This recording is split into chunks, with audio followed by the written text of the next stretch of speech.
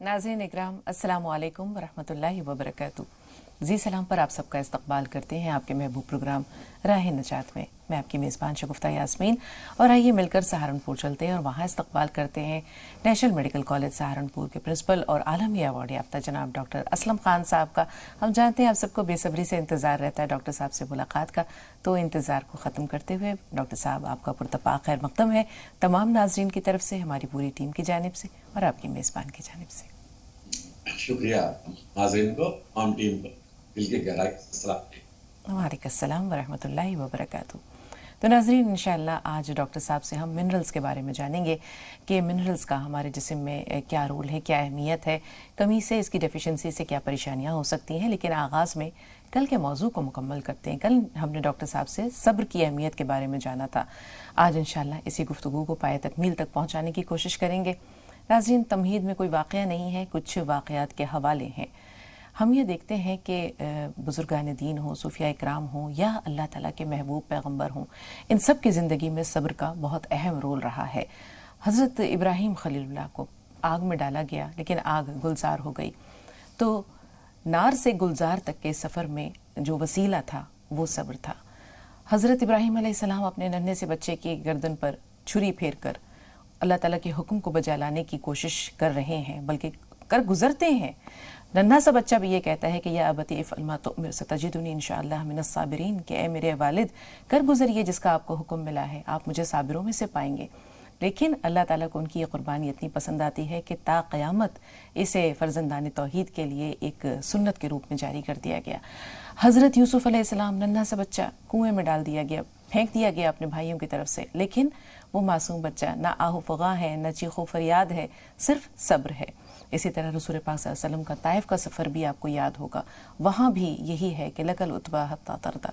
तो ये तो इनफरादी वाक़यात हैं। आप सब्र के उस इज्तिमाई वाक़े पे नज़र डालिए जिसे हम सानहे करबला कहते हैं, कि 72 साथी हज़रत इमाम हुसैन रज़ी अल्लाह तआला अन्हु पर परवाना वार फ़िदा हो जाते हैं, लेकिन अल्लाह ताला के सामने अल्लाह की रज़ा उन्हें मतलूब और मकसूद है।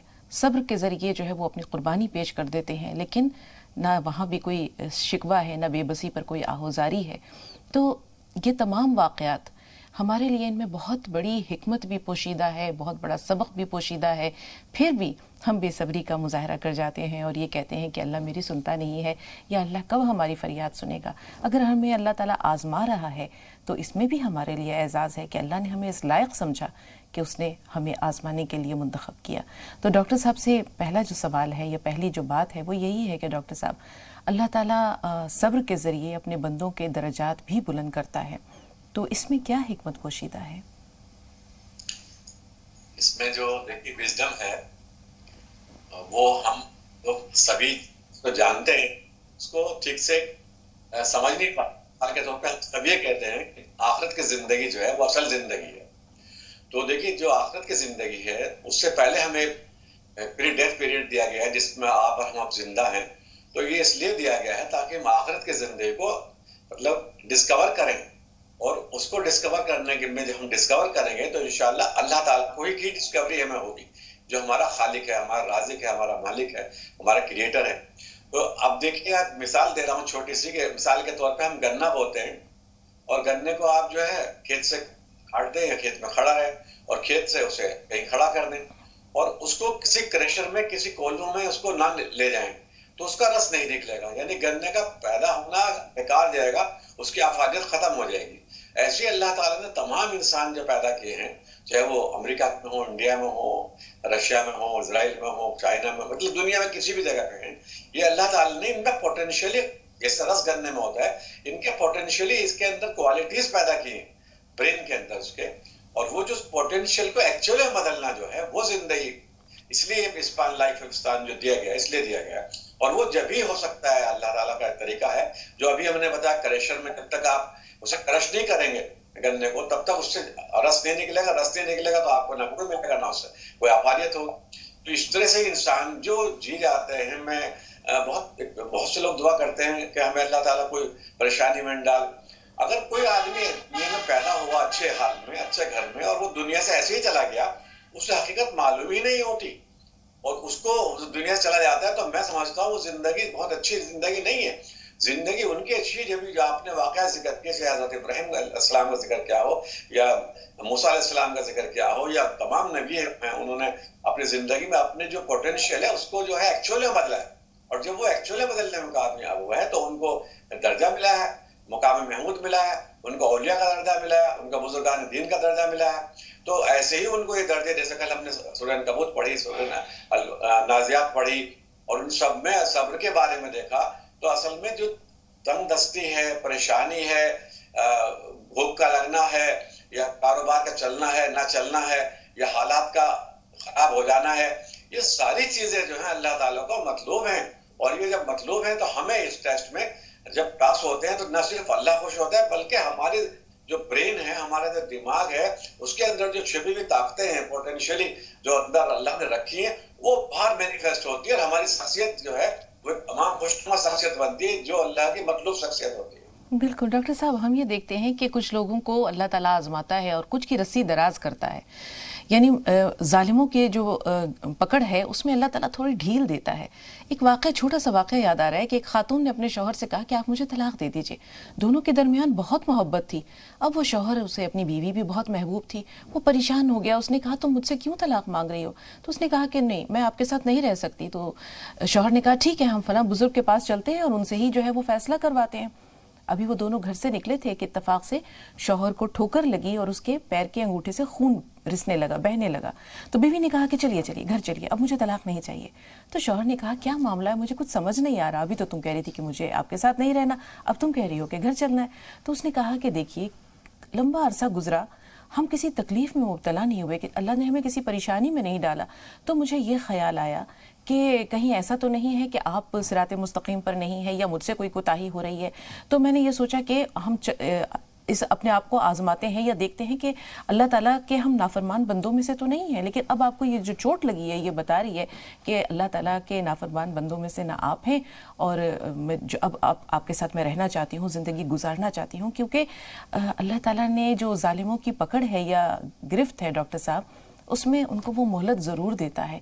और जब अल्लाह पकड़ता है तो अल्लाह की लाठी भी बेआवाज़ है और अल्लाह की पकड़ भी बहुत शदीद है। लेकिन जालिम समझते नहीं हैं, तो उनकी आंखों से ये पर्दा गफलत कब उठता है, कब हटता है? देखिए, बिल्कुल बहुत अच्छी बात कही आपने, माशाल्लाह।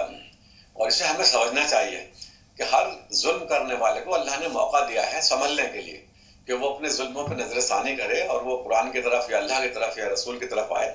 और देखिए, सूरे आप ये उनका मूसा अलैहिस्सलाम का किस्सा पढ़ लीजिए आप, फिरौन का बहुत जबरदस्त जिक्र किया है और जबरदस्त दुनिया के जालिम बादशाहों में शुमार है उसका। और उसकी जिसकी डेड बॉडी को भी निशानी के तौर पर रख दिया अल्लाह ने, तमाम हमने वहाँ म्यूजियम में देखी भी खुद भी। तो इस चीज कहीं तो देखिए, अल्लाह चाहता तो उसको बहुत पहले मतलब गर्क कर सकता था, लेकिन अल्लाह ताला ने उसको बहुत मौके दिए, हजरत मूसा अलैहिस्सलाम को मौके दिए अपनी शख्सियत को एक्सप्लोर करने का, अपने पोटेंशियल को एक्चुअली बदलने का। और उन्होंने जब पूरी जिंदगी उन पर लगा दी, या पूरा कहना चाहिए इत्माम हुज्जत किसे कहते हैं दावत में, तो इत्माम हुज्जत कर दिया जब अल्लाह ने देख लिया कि नहीं, अब ये नहीं मान रहा है, इसके ऊपर जो शैतानियत चढ़ी हुई है, तब अल्लाह ने मतलब पूरा मौका देने के बाद हारून को और मूसा को, तब उसके बाद में उसको गर्काब किया। तो यानी कि गर्काबी हर आदमी जालिम के लिए लाजुम मलजूम ये है। उसकी डेड बॉडी रखी, उसलिए नहीं रखी दिखाने के लिए अल्लाह ये करामत कर सकता है, अल्लाह सारी चीजें कर सकता है, बल्कि ये कर रखी ताकि तमाम जालिम दुनिया के जो हैं, चाहे वो शौहर हो, चाहे वो कोई बाप हो जो अपनी बच्ची पे या बीवी पे या बच्चे पर जुल्म करता हो। बहुत सी जो लेडीज हैं शौहर के साथ में परेशान होती हैं, तो वो उसको अल्लाह ताला मौका देता है शौहर को कि वो समझे।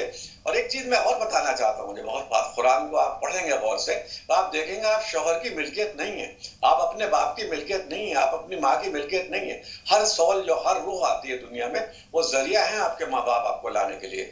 अगर आपके साथ में आपका शौहर नहीं तो आपको अल्लाह ने इजाजत दे रखी है, आप खुला ले सकती हैं, अलग रह सकती हैं। और बेशुमार औरतें इस्लाम में ऐसी हैं, आप पढ़ेंगे इस्लामी तारीख, मतलब औरत जो है हमारी इंसानियत है। आप देखेंगे हजरत उनका वाक़ा सल्लल्लाहु अलैहि हाजरा का, कि उसको इतनी पसंद किया अल्लाह ताला ने हजरत हाजरा की इस बात को, कि देखिए वो जंगल में रही, कितनी बड़ी मुसीबत कोई औरत उठा सकती है। आज तो जरा सी परेशानी किसी को हो जाए फौरन खुदकशी कर लेती है, ये जाहिर करती है हम बहुत परेशान है। बिल्कुल नहीं परेशान है। हमारे पास में पूरी ये जो तस्दीक शुदा औरतों की जो हमारे, चाहे वो हज़रत आयशा हो, चाहे हज़रत खदीजा हो, चाहे हज़रत फातिमा हो, चाहे आसिया हो, और चाहे जो मैं जिक्र कर रहा हूँ हाजरा का हो, तो ये सारी चीजें इतनी मतलब हमारे पास में है कि अगर हम ये ना समझे हम शोहर की मिल के आ रहे, नहीं, बहुत सी औरतें हैं जिन्होंने, देखिए मैडम क्यूरी थी, रिसर्च की रेडियम की, बहुत सी औरतों ने बड़ी बड़ी रिसर्च की है। तो आप अपने जहन को झटक दीजिए, आप अपने मालिक खुद हैं। बिल्कुल इस तरह छोटी बात में मत जाइए कि सुसाइड कर लें। जब आपके दिमाग में सुसाइड की बात आती है तो आपके अंदर अल्लाह ताला की तरफ से बहुत बड़ी एनर्जी होती है, उसको पॉजिटिव तरफ ले जाएंगे तो इंशाल्लाह आप दुनिया के बहुत से लोग ऐसे हुए हैं जिन्होंने सुसाइड करने चाहिए थी, लेकिन जब उन्होंने एकदम सोचा नहीं ऐसा गलत है, और उसके बाद में इतने सक्सेसफुल हुए दुनिया में, उनके पीछे लोग फॉलोअर्स बन गए। बहुत बड़े बड़े लोगों के नाम ऐसे हैं, कई सौ लोग हैं जो आप देखेंगे इंटरनेट पर डाल के।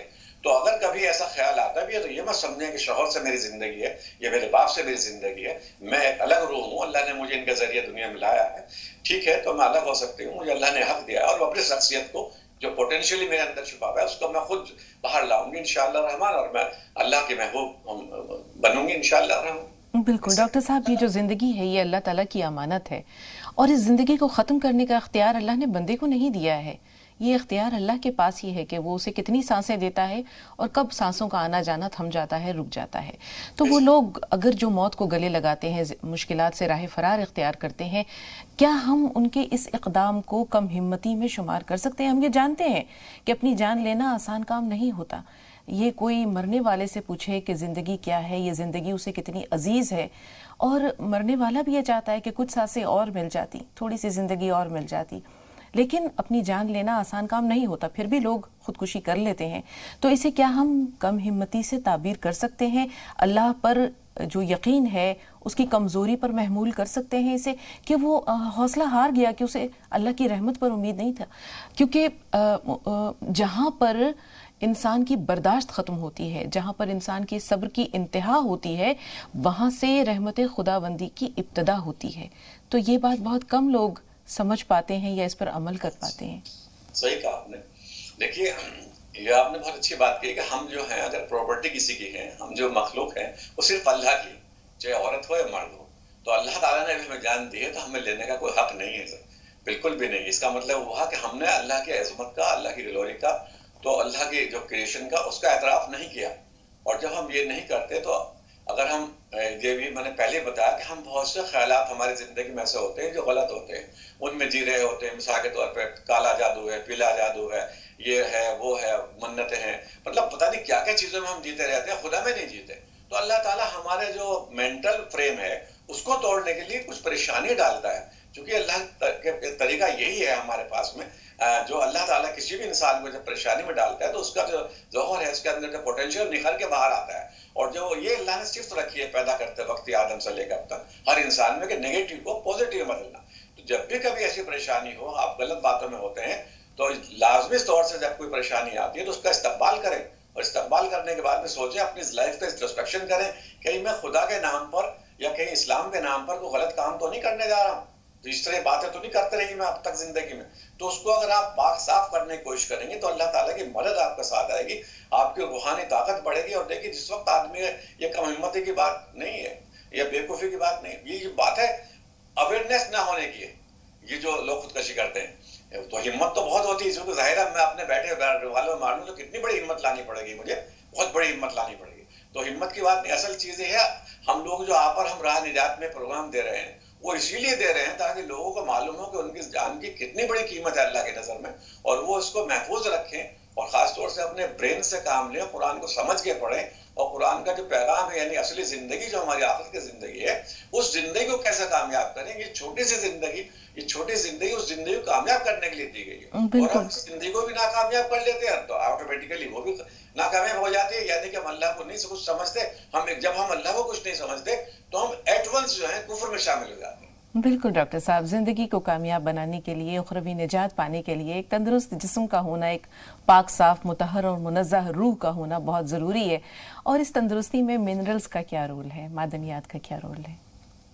जी बिल्कुल, देखिए जो मिनरल्स हैं, मिनरल्स जो है तमाम दुनिया में बिखरे पड़े हैं। ये माइंस से बनाया, माइंस का मतलब होता है जो खान कहते हैं जिसको, इसलिए हिंदी में खनिज कहते हैं इसे।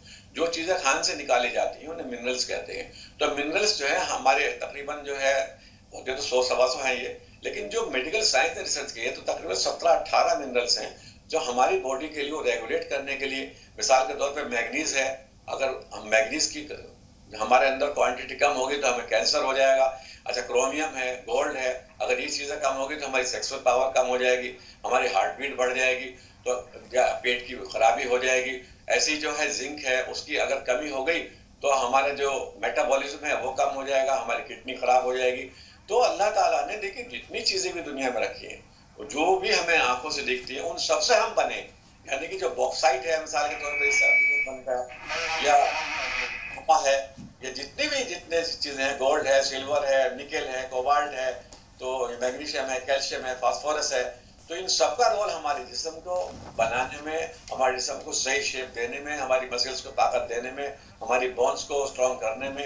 यानी कि अगर हम ये चीज सही क्वांटिटी में नहीं लेंगे, मिनरल्स को, इसकी अहमियत को नहीं समझेंगे, तो फिर जाहिर है हमारा जिस्म कहीं ना कहीं कमजोर होगा। जैसे सेलेनियम ही है, हम बहुत से लोग जानते नहीं सेलेनियम को, अगर हम सेलेनियम लेने लगे तो इंशाअल्लाह रहमान डायबिटीज हमें होगी नहीं कभी। सेलेनियम इतनी चीज है। बिल्कुल डॉक्टर साहब, इस मौजू का हक तो ये है कि इनफरादी तौर पर हर मादनियात के बारे में, हर मादन के बारे में, हर मिनरल के बारे में हम आपसे अलग अलग रहनुमाई ज़रूर लें और ये भी जानने की कोशिश करें कि किस मिनरल की कमी से जो है वो कौन सी बीमारी हो सकती है, किस तरह जो है हम अपने आप को महफूज रख सकते हैं। 2 कॉलर्स हैं फ़ोन लाइन पर और अगर उनसे बात कर लें, आपकी इजाज़त हो तो। जी जी बिल्कुल। करीम साहब, पहले आपसे मुखातिब हैं, आप कानपुर से हैं, मगरबी बंगाल से भी एक कॉलर हमारे साथ हैं, उनसे कहेंगे थोड़ा सा इंतज़ार। करीम भाई, सवाल बताइए। अस्सलाम वालेकुम। वालेकुम अस्सलाम। जी जी, मैं ये कह रहे हैं कि हमें जो है इस्नोफीलिया था कुछ दिन पहले। हाँ। तो इस्नोफीलिया में क्या प्रॉब्लम होती थी कि नाक में नॉइजी हो जाती थी, आंखों से पानी आता था और खुजलाहट होती थी। अच्छा। तो उससे ये प्रॉब्लम हुई कि कई बार मैंने ट्रीटमेंट भी करवाया, जब तक मेडिसिन चलती है तब तो ठीक रहता है। हाँ। उसके बाद फिर से वो प्रॉब्लम शुरू हो जाती है। जी, कितने बरस से है आपको ये बीमारी करीम भाई? ये पहले मैं हैदराबाद में था, जैसे कि मैं कानपुर में आया तो मुझे 1 साल हो गए मैम। जी ठीक है। 1 ईयर कंप्लीट हो गया। और एक क्वेश्चन था मैम, हमारे बगल में जो है ये एक दादी रहती है, तो डॉक्टर साहब का मैंने जो है बताया, उनकी तारीफ बताई, तो कहती है हमारे बारे में भी पूछिएगा सर। तो उनके टंग में क्या होता है, टंग में जो है थोड़े से दाने दाने जैसे हैं, ऐसा लगता है कि दर्द होता है और पूरी रेड लाल पड़ जाती है टंग उनकी टंग। यानी उनकी जुबान के बारे में आप कह रहे हैं ना? जबान, जी जबान उनकी पूरी लाल पड़ जाती है और ऐसा लगता है जैसे खुजली ऐसी होती है।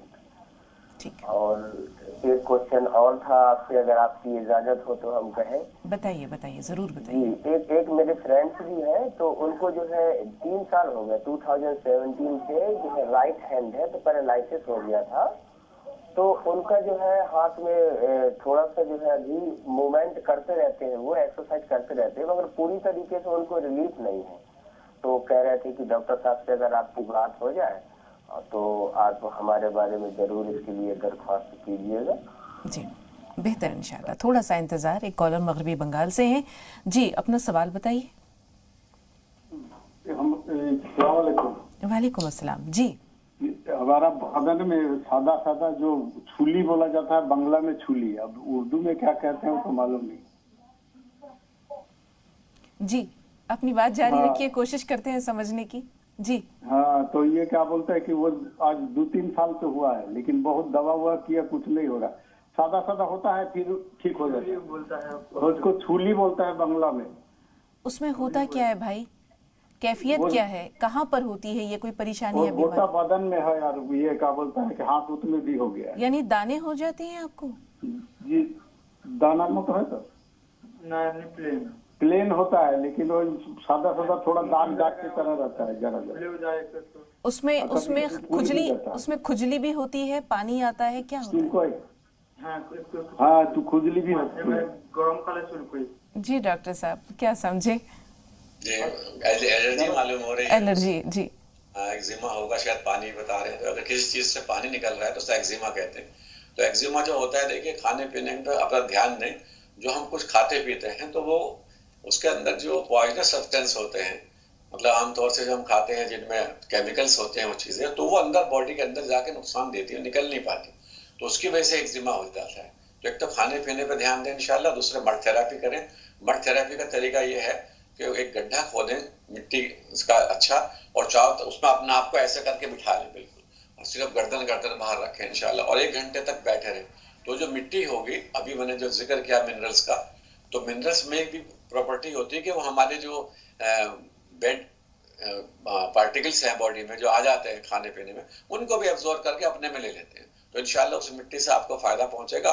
और साथ साथ जो आपकी कुव्वत बढ़े, चूंकि हमने अभी बताया आपसे कि बहुत सारे मिनरल्स होते हैं जिनकी कमी से भी एलर्जी हो जाती है। अभी एक बहन का भी सवाल है ऐसा भी जो आया था, तो उसको मिनरल्स पूरे हो जाए उसके, तो उसके लिए हमने जो अपने माजून बनाते हैं उसमें खरबूजे के बीज, सनफ्लावर के बीज, कद्दू के बीज ये रखें, ये अपने अंदर जो है एब्जॉर्ब कर लेते हैं, तो एलर्जी होना बंद हो जाती है। तो इंशाल्लाह आप माजून मंगाएंगे, यही चीजों का जो कॉम्बिनेशन है आप खुद बना करके इस्तेमाल कर सकते हैं, सुबह शाम खा सकते हैं, तो आपकी प्रॉब्लम इंशाल्लाह दूर हो जाएगी। बहन ने जो सवाल किया था उनका भी करीब करीब यही मुतालिक, तो वो भी ठीक हो जाएगी इंशाल्लाह। जी शकीला साहब थोड़ा सा इंतजार, आपसे पहले औरंगाबाद से शहजाद भाई का सवाल ले रहे हैं। जी शहजाद भाई, सवाल क्या है आपका? अस्सलाम वालेकुम। वालेकुम अस्सलाम। मैं मोहम्मद सालार बड़ा, औरंगाबाद। हाँ सलार भाई, इस्तकबाल है आपका, जी फरमाइए। हाँ भाई जी, सवाल 2 है। पहला सवाल तो ये है कि कोई शख्स को जो है तो ज्यादा पसीना आता है, सर्दी में भी आता, हाथा पैरे हमेशा गिले रहते हैं। दूसरा सवाल ये भाई जी कि जैसे कोई शख्स जो है बीमारी के अंदर इतना परेशान हो जाता है कि वो बोलता है अल्लाह मुझे मौत दे दे, तो क्या ये सही तरीका होता है? ठीक है, थोड़ा सा इंतजार। जी शकीला साहब आप बताइए। अस्सलाम वालेकुम। जी वालेकुम अस्सलाम। मैं ये कह रही हूँ, मेरी उम्र है 60 साल और मुझे अस्थमा की शिकायत है 2 साल से। जी हेलो। जी जी सुन रहे हैं, बात जारी रखिए। हाँ जी डॉक्टर साहब, 2 साल से अगर इनको दमे की शिकायत है तो ये क्या करें? देखिए, दमा भी 2 तरह का होता है, कार्डिक अस्थमा होता है, एक होता है लंग्स का। तो लंग्स का जो अस्थमा होता है उसमें तो ये बुलेट ही ले सकती है, और कार्डिक अस्थमा है तो उसके अंदर अपनी रिपोर्ट करा के भेज दें इंशाल्लाह, तो इनके लिए स्पेशल माजून बना देंगे जिसमें सब मिनरल्स, विटामिन और प्रोटीन्स होंगे। तो कभी कभी मिनरल्स की कमी से या विटामिन की कमी से जो है अस्थमा हो जाता है कार्डिक, तो उसको भी इंशाल्लाह फायदा पहुंचेगा। और फिलहाल ये इतना करें, जब अस्थमा है तो रोजाना साफ जहां एटमॉस्फेयर हो उस जगह बैठ जाएं, 5 मिनट तक कपालभाति कर लें, और 5 मिनट तक ये नॉस्ट्रिल एक इधर से बंद करें 10 सेकंड के लिए, फिर इधर से बंद करें, कभी इधर से सांस लें कभी इधर से सांस लें इंशाल्लाह, फिर दोनों को बंद कर लें, बहुत जितनी देर तक भी कर सकती हो इंशाल्लाह रहमान। तो अगर अंदर श्रिंक होगी कोई या एट्रोफी होगी तो इंशाल्लाह उससे फायदा पहुंचेगा, और ताजी ऑक्सीजन हवा जब अंदर जाएगी तो वो आपको फायदा पहुंचाएगी, हार्ट को भी लंग्स को भी। जी 1 साल से इसनोफीलिया का प्रॉब्लम है, आंखों से पानी बहता है, जैसे करीम भाई ने बताया कि परेशान है वो इस चीज से। देखिए, इसनोफीलिया जो है बढ़ जाता है, कभी कभी कीड़े होते हैं पेट में, उसकी वजह से ही बढ़ जाता है। तो कीड़ों की एक तो दवा खा लें साथ साथ में, और जो आंखों से पानी जा रहा है तो पानी का इसनोफीलिया से कोई ताल्लुक नहीं है। ये जो हमारे यहाँ होल्स होते हैं जो नाक में खुलते हैं, ये कभी कभी ब्लॉक हो जाता है, ब्लॉकेज आ जाती है इसमें, तो इसको हल्की मालिश जो है ऑलिव ऑयल से करते हैं इस तरह से। तो इंशाल्लाह इस तरह से करेंगे, रोजाना 5 मिनट मालिश इधर की 5 इधर की, दोनों हाथ से करेंगे, एक साथ कर लेंगे तो इंशाल्लाह आपके खुल जाएंगे। नहीं खुलते तो आप किसी भी आई सर्जन के जाके ये 2 मिनट में सिरिंज से खोल देते हैं और आपकी आंखों की प्रॉब्लम ठीक हो जाएगी। जी जोधपुर से कॉलर हैं, जी अपना सवाल बताइए। वो कॉलर जो जोधपुर से फोन लाइन पर मौजूद हैं, सवाल बताइए। अशोक साहब हमें सुन पा रहे हैं आप? जी बताइए। जी जी अशोक साहब फरमाइए, इस्तकबाल है आपका सवाल। आप अब हमको उर्दू आता नहीं है। नहीं, आप अपनी बोलचाल की भाषा में प्रोग्राम मैं देख रहा हूँ, बहुत अच्छा लग रहा है हमको। बहुत शुक्रिया, बहुत शुक्रिया। जी हाँ जी हाँ, हमारी वाइफ का यूट्रस में बार बार ब्लीडिंग होता था, उसका ऑपरेशन कराया। हाँ जी जी जी। टीवी की आवाज सर, कमर से लेकर घुटनों में हमेशा दर्द बना रहता है और बहुत रिपोर्ट का कुछ निकलता नहीं। ठीक। और इसे साल भर हो गया, बहुत परेशान है।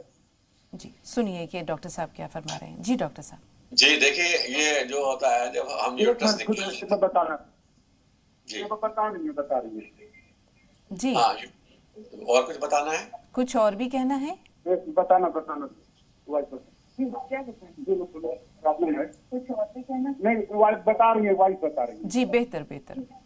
जी डॉक्टर साहब, इनकी अहलिया आपसे खुद कहना चाहिए। माशाल्लाह, बताइए, कोई अच्छी बात है, कुछ बता रही है, ज्यादा अच्छी बात है, पर पेशेंट से ही बात करें तो ज्यादा अच्छा समझूंगा। टीवी की आवाज बंद कर दीजिए अशोक साहब। जितनी देर आपकी अहलिया फोन पर बात कर रही हैं उतनी देर टीवी का वॉल्यूम बंद कर दीजिए, और फिर जब डॉक्टर साहब आपको जवाब बताने लगे तो आप वॉल्यूम बढ़ा लीजिए। जी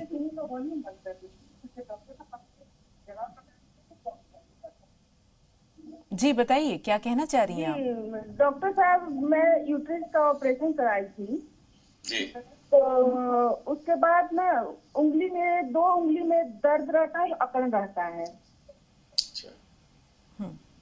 जी जी डॉक्टर साहब, देखिए, जब भी इसे हिस्टेक्टोमी कहते हैं, जब भी ये कराती है लेडीज को, कराना पड़ता है, फाइब्राइड है, कैंसर है या कोई और बीमारी है, तो उसमें डॉक्टर से ये एडवाइस करते हैं। तो वैसे तो कोशिश करनी चाहिए, दवाई ले लें। अगर फाइब्राइड वगैरह है, कैंसर है, मान लो अनक्योर, जिसको कहते हैं इनक्योरेबल डिजीज, अगर ऐसी कोई बीमारी है तभी कराना चाहिए, क्योंकि जो हार्मोन्स बनते हैं, जो हार्मोन्स का सिक्रेशन जाके यूट्रस में होता है, वो कहाँ जाएगा फिर?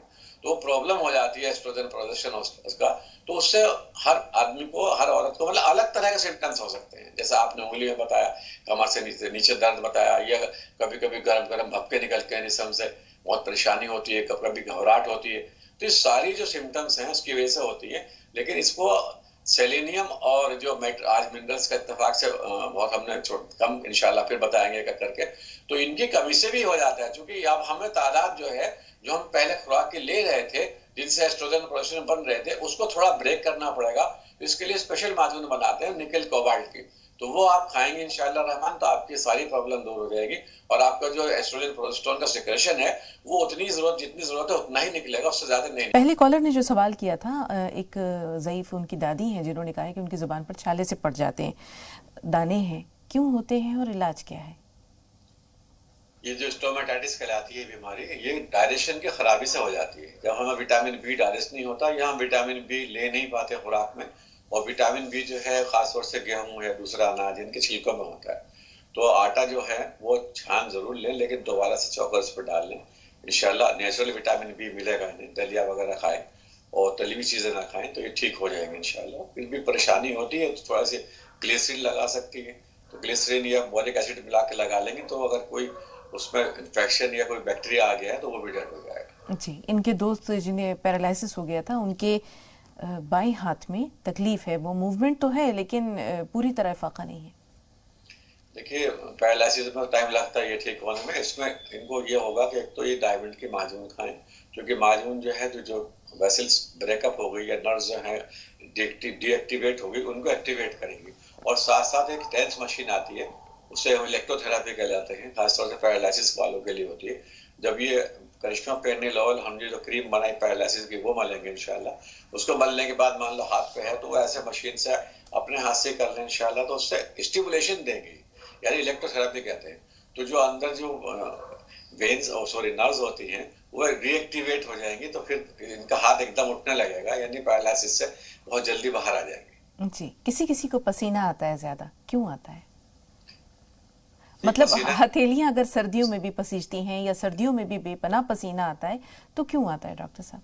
क्योंकि नेचुरल फॉर्म में अगर कैल्शियम और फास्फोरस और मैग्नीशियम नहीं मिल पाता, आज इत्तेफाक से ये सब्जेक्ट चल रहा है मिनरल्स का, तो नहीं होता। क्योंकि ये हमारे पसीने को, हमारी हार्ट बीट को मिनरल्स जो हैं, 17 के 17 मिनरल्स, और खासतौर से जो हमने माजून बनाई, हमने मिनरल्स का इसलिए ख्याल रखा है क्योंकि देखिए एलोपैथिक में कोई भी दवा गोल्ड की नहीं आती, तो हमने इसलिए गोल्ड की, चांदी की, और आपके सी पर्ल की, निकल की, कोबाल्ट की, मतलब सब चीजों की बना दी है। क्योंकि एलोपैथिक में तो पूरी तरह से नहीं है ही नहीं वहाँ कोई कंसेप्ट, तो इसलिए जब हम इन्हें देते हैं तो इंशाल्लाह इस तरह का पसीना नहीं आता। लेकिन फिर भी अगर नेचुरल फॉर्म में ये अंजीर खाएं, पिस्ता ले लें रोजाना, और साथ साथ 5-6 दाने जो हैं वो चिलगोजे के ले लें, तो इंशाल्लाह उससे भी फायदा होगा। लेवेंडर ऑयल में बाल्टी में डाल करके पैर और हाथ दोनों बैठेंगे इंशाल्लाह, तो किसी किस्म की जो स्मार्डर बदबू वगैरह आती है तो वो भी नहीं आएगी, ठीक हो जाएगी। जी, हालात से घबरा कर या किसी बीमारी से उकता कर, परेशान होकर, तंग आकर ये दुआ करना कि ऐ रब मुझे उठा ले, बहुत जी लिया, तो ये कहना क्या शिकायत है और क्या कहेंगे आप इसके बारे में? देखिए, ये तो जो हमारा 2 दिन सब्जेक्ट चल रहा है, यानी कि सब्र, जिसमें अल्लाह ताला ने मुख्तलिफ आयतों में कुरान में अपनी वही नाजिल की है, और ये बताया कि वो मुत्तकी में वही लोग शुमार होंगे और उन्हीं के सबसे ऊंचे महल, और वहाँ ये नहीं अनकैलकुलेटेड महल होंगे, ये नहीं हमारी आंखों में दिख रहे हैं इतने से हैं, या वो 100 मीटर या 1000 मीटर के हैं, तो ऊंचे भवन वाले लोग जो होंगे तो वही लोग हैं, सब्र करेंगे। अगर आपको परेशानी आती है और आपने सब्र के साथ में दामन नहीं छोड़ा, और ये दुआ करना भी सब्र का दामन छोड़ना है कि अल्लाह मुझे उठा ले। और कभी मैंने देखा ऐसा कहने वालों को अल्लाह नहीं उठाता। अभी बल्कि हमने एक पिक्चर देखी थी, बहुत पहले की बात है शायद वो, तो उसमें वार होती है, एक बुढ़िया बार बार ये कहती है अल्लाह मुझे उठा ले, अल्लाह मुझे उठा ले। जब जंग होती है, दूसरे मुल्क की फौजें हमारे मुल्क में घुसती है, सबसे पहले वो बुढ़िया बच के भागती है कि नहीं मैं ना मारी जाऊंगी। तो बड़ा अच्छा सीन था उस फिल्म में। तो ये इंसान की एक बेवकूफ़ी की बात है इस तरह ही कहना। उसको यही दुआ करनी चाहिए, अल्लाह ताला तो शाफी है, अल्लाह तो काफ़ी है, अल्लाह तूने मुझे, मेरी तकलीफ तूने की है, तू ही जानता है अल्लाह इसमें क्या राज है, कब मुझे, और मुझे जल्द से जल्द शिफा अता फरमा अल्लाह ताला, और अपने महबूब बंदों में अपने शामिल कर ले। इस तरह दुआ करेंगे। बिल्कुल, हज़रत अय्यूब अलैहिस्सलाम की मिसाल हमारे सामने और उनकी दुआ भी याद होगी। अमरोहा से एक कॉलर हैं हमारे साथ। जी, अपना सवाल बताइए। अभी तो वो दूसरे से मशगूल है। नहीं, आपको सुन पा रहे हैं। अगर मेरी आवाज़ पहुंच रही है तो सवाल बताइए।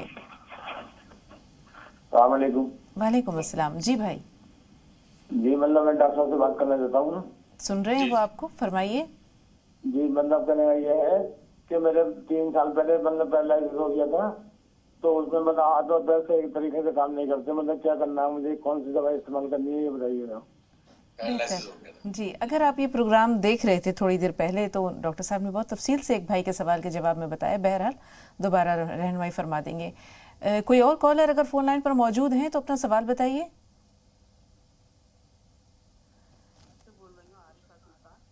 ऐसा लगता है इनसे राब्ता नहीं। जी डॉक्टर साहब, इनके लिए क्या रहनुमाई है?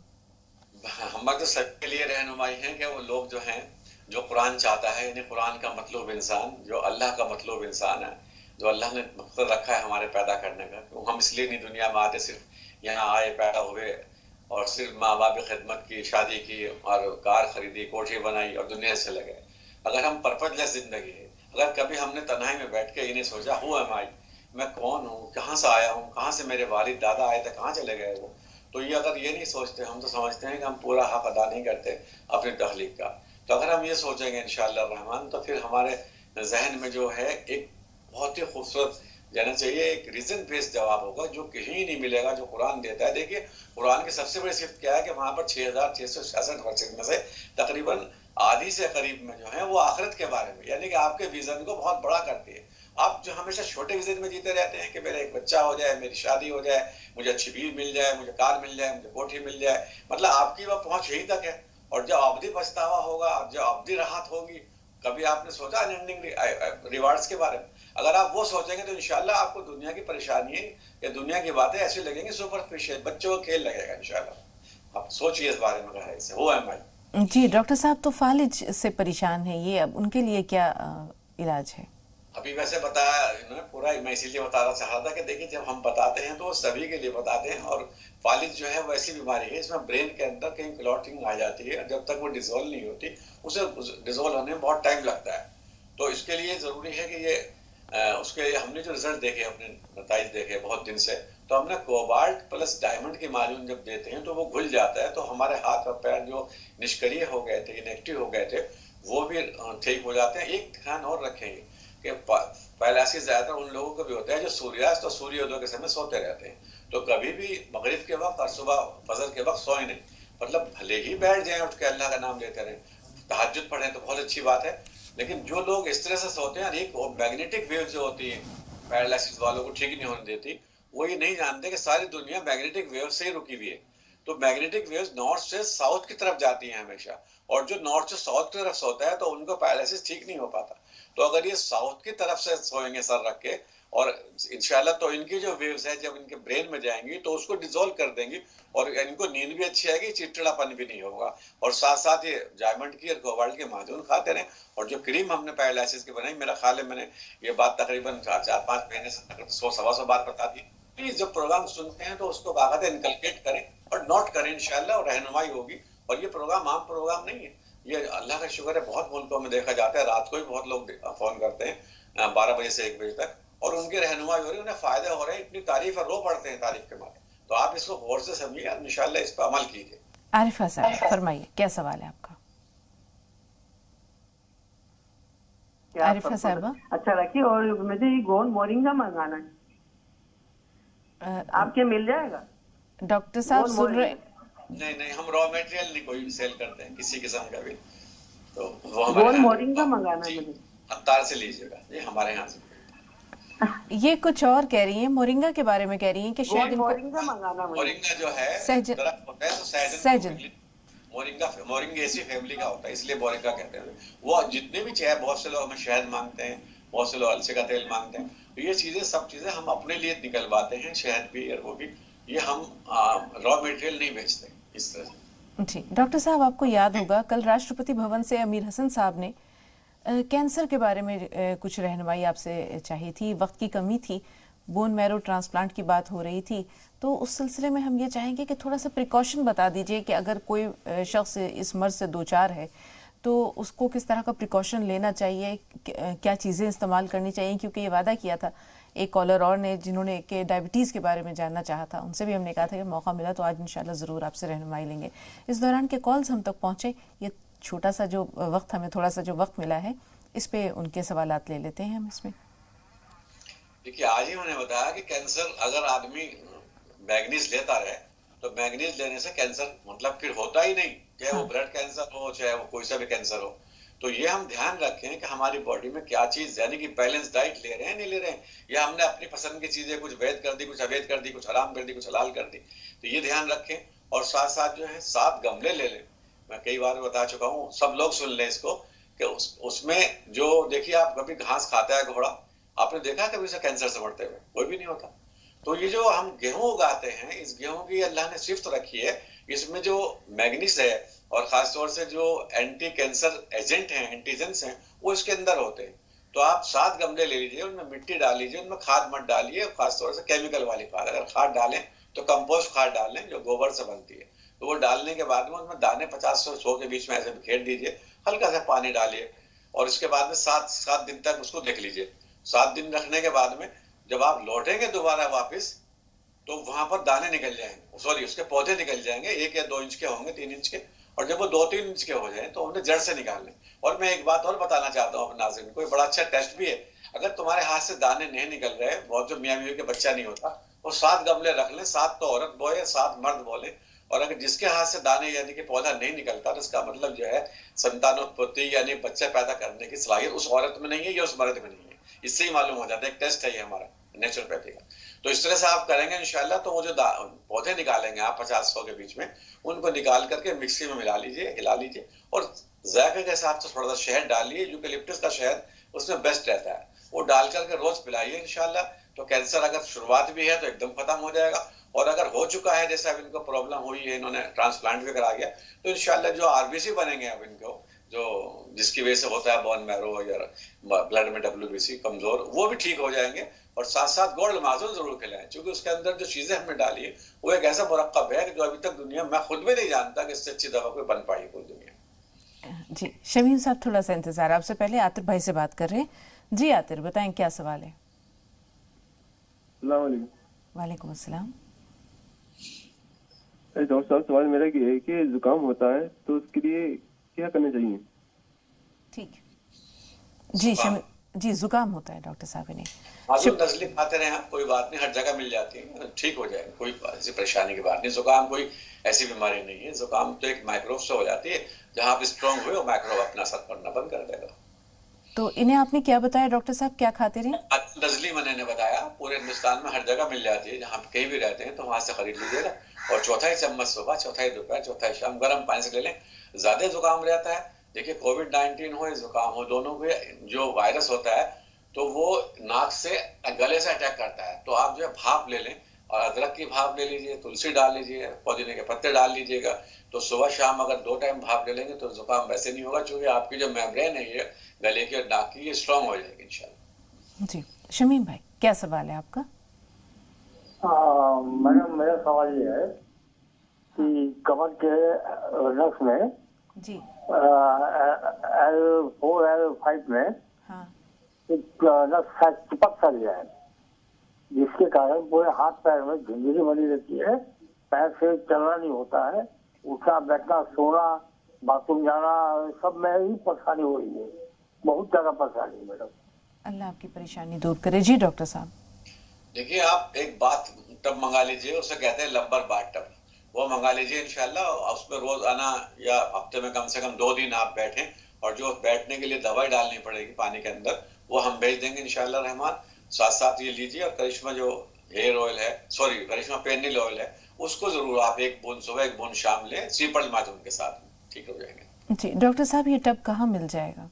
ये टब अमेजोन से मिल जाएगा। तो इसका नाम एक बार दोहरा दीजिए। जी, ये जो स्पाइन टब कहलाता है ये, और वैसे तो आमतौर से मैंने देखा है बड़े घरों में तो सब लोग रखते ही हैं स्पाइन टब भी, बहुत होते हैं। खासतौर से मैंने यूरोप में, लंदन में मैं कई लोगों को घर गया, ताज्जुब किया कि उनके यहाँ सोना बाथ, स्टीम बाथ और ये लंबर जो मैंने बताया हमने स्पाइन टब, और पैरों के लिए फुट बाथ, हर एक ही रखते हैं। तो आपको और खर्च करने के बजाय शादियों में, एंटरटेनमेंट कल्चर में, तो इस नजर से मैंने सीट बात बताता हूँ। तो अपनी बीवी के लिए खासतौर से, चूंकि बहुत सी प्रॉब्लम जो है सीट बात से, वो हमारे तक आएंगी भी नहीं, सवाल भी नहीं करेंगे उन्हें, जो खासतौर से पीसीओडी की प्रॉब्लम होगी भी नहीं। तो ये चीजें आप अपने घर रखिए। तो सीट बात है या ये लंबर बात है, आप मंगा लीजिएगा, स्पाइन बात कहलाता है, लंबे। जी नसीम साहबा पुणे से। जी बहन, क्या सवाल है आपका? सर से बात करनी है ना डायरेक्टली। सर सुन रहे हैं? जी सुन रहे हैं।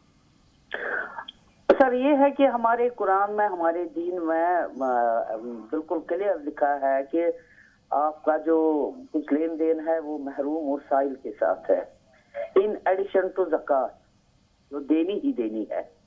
लेकिन उसके बगैर भी जो आम रस्तों पे, सिग्नल्स पे प्रोफेशनल बेगर्स मिलते हैं, हटे कटे ऑलमोस्ट फैमिली वाले, उनके साथ क्या करना चाहिए? देना चाहिए या नहीं देना चाहिए?